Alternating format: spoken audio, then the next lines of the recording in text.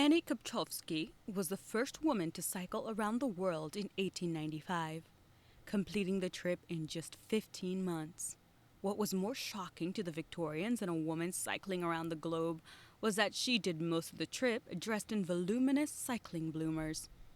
Although about as revealing and sexy as a workman's overall, bloomers nevertheless showed that the wearer had legs, making Annie the Lady Gaga of her day.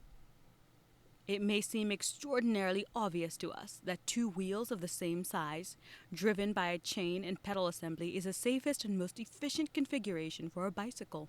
But it took nearly half a century for manufacturers led by Starley to return to the Velocipede's original, equally sized wheels.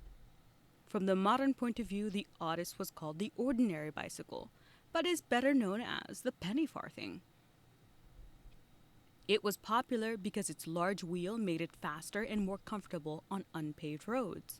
At the same time, it made cycling unsuitable for anyone other than the most daring and physically fit. When the British bicycle manufacturer John Kemp Starley marketed the Rover in 1885, he was going back to earlier cycle designs, such as the Velocipede and the Bone Shaker. The rider with these two types of bicycles were once again within reach of the ground, which made balancing, steering, mounting, and dismounting much simpler and safer, hence the epithet given to the Rover, the safety bicycle. Although the Rover was initially more expensive, less comfortable, and heavier than the penny farthing, it was an invention that had found its time. Within a decade after the invention of inflatable tires, it quickly became the world's standard bicycle. The modern history of the bicycle begins just after the Napoleonic Wars, from 1803 to 1815, with the Velocipede, a wooden frame fitted with two wheels, powered by the rider pushing with his feet along the ground. Difficult to steer and a bumpy ride on the unpaved roads of the day, the Velocipede was originally conceived as a replacement for the horse.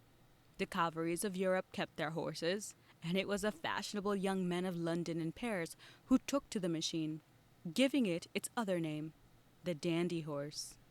For the next 68 years, the bicycle underwent several strange transformations, gaining extra wheels with the development of the tricycles and quadricycles, and using various forms of power transmission, including pedals and front wheel cranks.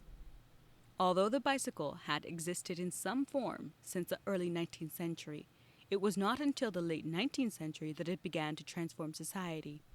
In addition to providing inexpensive transportation for commuting and leisure, the Rover safety bicycle played an important role in the emancipation of women during the early years of feminism.